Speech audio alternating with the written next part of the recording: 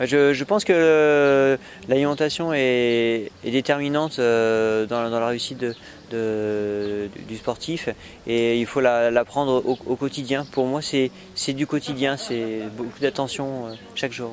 Ouais. J'essaie de structurer les menus. Moi, je le fais avec mon épouse. D'ailleurs, c'est un travail familial. C'est une approche ensemble, et on structure pour les équilibrer. On recherche alors à la fois la recharge énergétique, et en même temps essayer de ne pas surcharger l'organisme. Donc ça peut paraître contradictoire, mais ça veut dire qu'il faut donc choisir ces aliments avec attention pour pas manger en quantité pour faire la recharge. Il y a ça, et puis diversifier les apports aussi gras pour faire les bons choix aussi, et puis tout ce qui est soins aussi d'hydratation, c'est assez vaste. Moi, je préconise de prendre une part de féculents sous forme de céréales assez variées. Ça peut être des quinoa, blé, ça peut être du maïs aussi. Enfin, pas mal de céréales différentes, une dose de protéines animales. Moi, j'aime bien le poisson. Très souvent, je mange le poisson dans la semaine, ou de la viande blanche, mais par contre jamais sous forme de viande rouge. Je l'évite systématiquement. J'en prends pas non plus sous forme de laitage, lait de vache, fromage de vache, ça non. Je m'autorise par contre des fromages de chèvre ou du lait de chèvre, un peu de brebis, mais pas plus. Alors quand je suis à J-10 à peu près, je commence pour préparer mes ultras à vraiment faire attention à ma recharge glucidique. Donc chaque jour à chaque repas, midi et soir, j'ai des portions de féculents. Moi j'aime bien le riz en fait. Donc j'insiste pas mal sur le riz, les protéines animales avec poisson et viande blanche, et les portions de riz que je prends, souvent je les accompagne de légumes secs, avec des lentilles, des pois chiches, ce type de céréales aussi, enfin de légumineuses, et puis je prends des fruits frais encore, des légumes frais aussi. Ça c'est jusqu'à J-4. Voilà, à partir de J-4, j'enlève les légumes secs. Je continue avec des légumes cuits comme la carotte, des choses qui se digèrent assez facilement et qui sont pas trop fibreuses. Les courgettes, carottes, ça c'est bien. Et puis je continue avec des céréales variées, mais pas complètes par contre, pour éviter les irritations au niveau de l'estomac. Et puis là je prends les fruits plutôt sous forme de compote, sauf les bananes que je mange fraîches. Ensuite, quand on est à J-2, je considère que les recharges sont faites. En plus, ça coïncide avec le fait qu'on lève le pied et qu'on s'entraîne plus, donc c'est pas la peine non plus de surcharger la bête. Comme on peut pas stocker plus qu'environ 400 grammes de glycogène dans les muscles et puis à peu près 100 grammes dans le foie. Bon, les recharges sont faites. Alors là, à ce moment-là, le but pour moi, c'est d'arriver avec un estomac reposé le jour J. Alors je prends des portions qui sont très légères, on va dire. Bon, j'ai toujours un peu de riz, mais un petit peu de légumes, des petites portions, quoi. J'insiste pas, je vais pas me gaver du tout. Je prends plus du tout de légumes crus. C'est toujours cuit. Poisson. Même pas viande blanche, moi je suis sur du poisson. C'est ça les 2 derniers jours.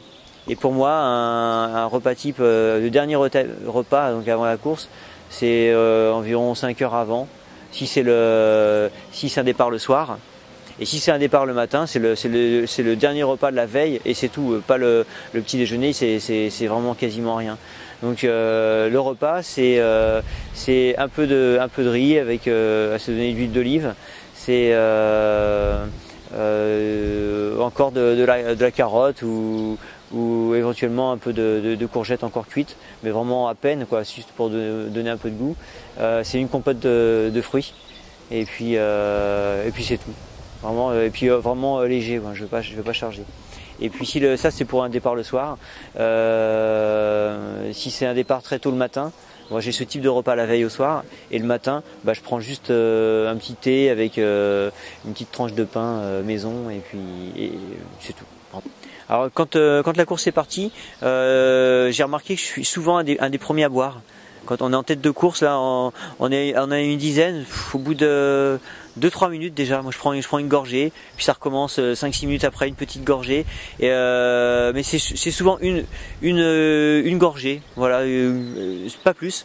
Par contre j'ai remarqué que plus loin dans la course, j'ai tendance à espacer davantage et à boire un peu plus, peut-être 2-3 gorgées d'un coup, espacer. Je saurais pas expliquer pourquoi, c'est naturel. Par contre, pour en revenir au départ de course, donc je m'hydrate très tôt et j'ai l'habitude de prendre du solide au bout d'une heure. Et puis en général, je garde à peu près cet espacement d'une heure pour des prises de solide. Alors prise de solide pour moi c'est de la banane, ça peut être de la barre de céréales, c'est ça en général. Et par contre, je me rends compte en prenant la boisson Effinov que je pourrais me contenter de manger moins et que ça faciliterait d'ailleurs la digestion en course. Mais c'est un apprentissage.